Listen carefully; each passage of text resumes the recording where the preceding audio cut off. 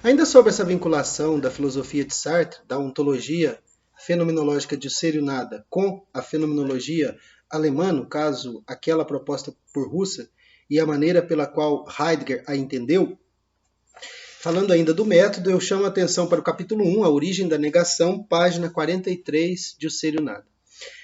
O primeiro aspecto metodológico importante é que não há possibilidade de separação efetiva entre aquilo que se considera mundo e aquilo que se considera eu.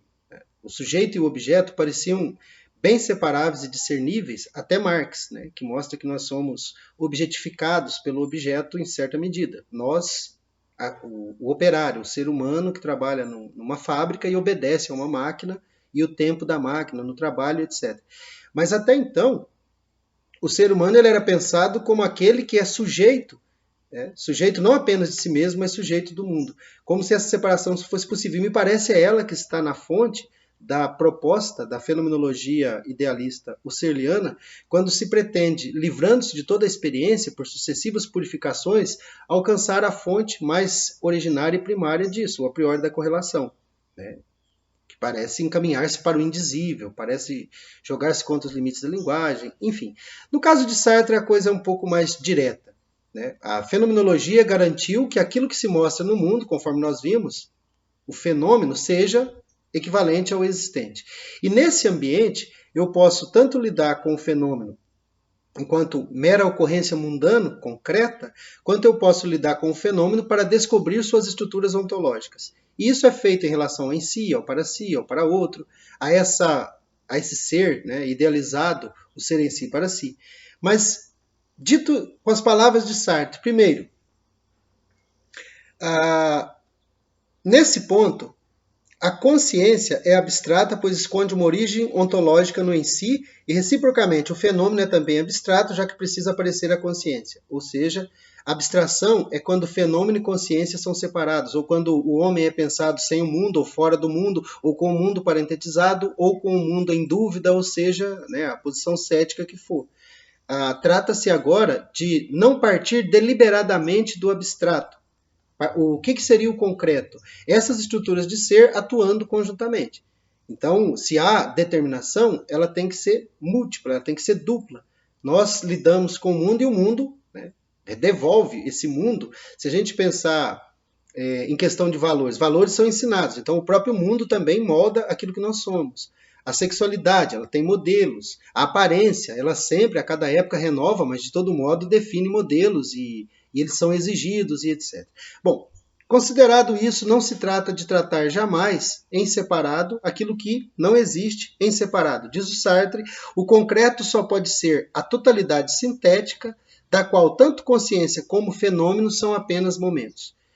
Eu não tenho como separar o momento, por isso que era tão importante, foi tão importante para Sartre, quando Heidegger, na interpretação que ele faz da sexta investigação, das investigações lógicas do Husserl, quando ele encontra ali a liberação do ser do ambiente do juízo. Trata-se agora de lidar com o homem no mundo. Isso não se trata de um duplo, é uma modalidade existencial, uma totalidade, ela poderia compor uma totalidade, em que você tem tantos fenômenos que são pensados como fenômenos para o homem, como o próprio fenômeno humano, né? Então, aquela proposição do Heidegger, do perguntado, do questionado, do interrogado, que revela a circularidade hermenêutica da questão sobre o sentido do ser em geral, quando é trazido para Sartre, revela inicialmente o absurdo de separar fenômeno, o fenômeno pensado como, não se trata evidentemente do objeto, mas separar fenômeno e consciência. Ou o absurdo da proposição de ter um mundo sem homens ou um homem sem mundo. Quer dizer, isso saímos completamente dessas possibilidades. A segunda coisa importante, está na página seguinte, página 44, de O Ser e o Nada, é quando Sartre esclarece os detalhes dessa metodologia. Bom, então nós não podemos tratar em separado aquilo que só existe conjuntamente. Eu não posso separar mundo e homem, ou consciência e fenômeno, porque seria um esvaziamento. A consciência sem o fenômeno é vazio. E o fenômeno, se não for para a consciência, simplesmente não é.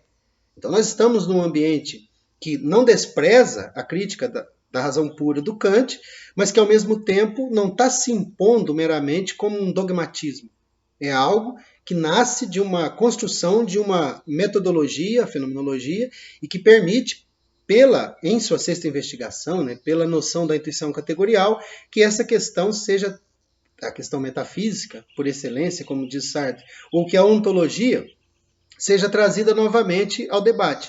Agora sim, como ontologia fenomenológica, visto não ter havido em nenhum momento nenhuma outra ontologia senão dogmática, desde que Kant mostrou que o ser não é um predicado real. Metodologicamente, isso aparece a Sartre assim. A relação entre as regiões de ser, as regiões quais? A região do ser fenômeno, a região do ser consciência. A relação entre as regiões de ser nasce de uma fonte primitiva, parte da própria estrutura desses seres que já descobrimos em nossa primeira investigação. Basta abrir os olhos e interrogar com toda a ingenuidade a totalidade homem no mundo. In der Welt sein, né? O ser no mundo, não, homem no mundo. Né? No caso seria o mens lá em alemão, mas o próprio homem no mundo. Basta abrir os olhos e interrogar com toda a ingenuidade. Essa ingenuidade, ela é de certo modo metodológica. Ela não exige a simploriedade daquele que não estudou, daquele que não... Ela não exige ser ignorante, né, ser infantil, ou essa noção da ingenuidade. Ela exige o cuidado com métodos prévios. Basta olhar para o mundo com toda a ingenuidade de não se achar previamente um sujeito de conhecimento, mas uma consciência ligada necessariamente ao mundo mundo fenomênico, e vice-versa, uma consciência que se faz e se perfaz nessa relação com esse mundo fenomênico. Descrevendo essa relação,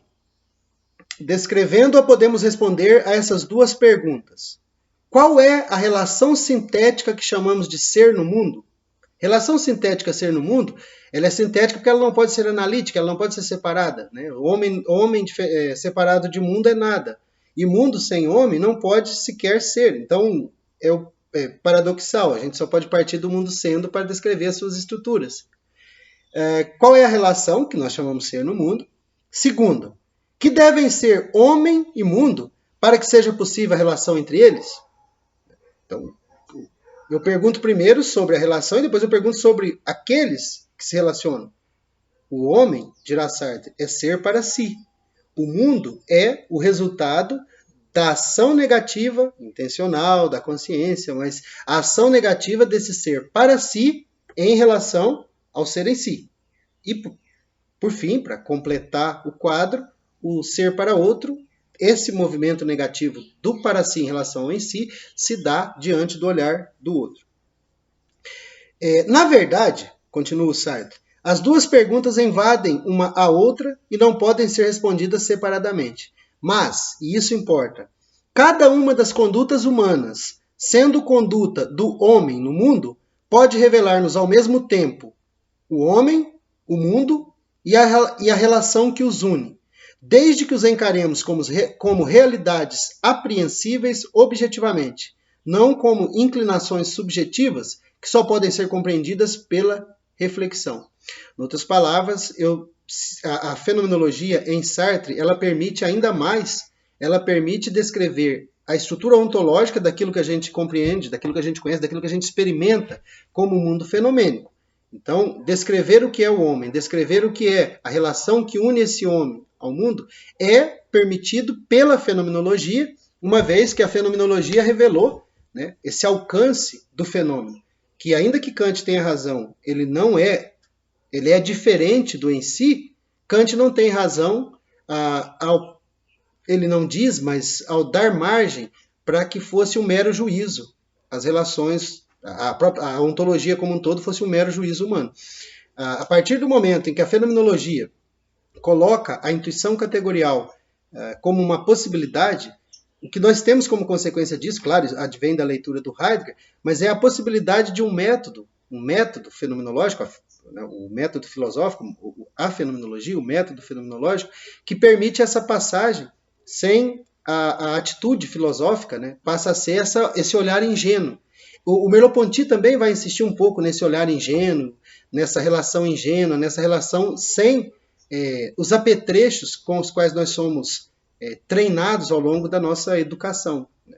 Nós somos treinados a acreditar que temos uma alma, que essa alma coincide com a subjetividade e que o corpo, embora ligado a isso, teria limitações que a alma não tem. Por exemplo, o corpo morre, adoece e a alma permaneceria, ainda que doente para sempre, para ser punida e etc. Essas compreensões de homem, essa fenomenologia vai permitir a Sartre se livrar de todo esse ambiente de transcendência, porque fenomenologicamente a alma não se revela. A alma é uma invenção humana, é um fenômeno humano, né, que dá para datar.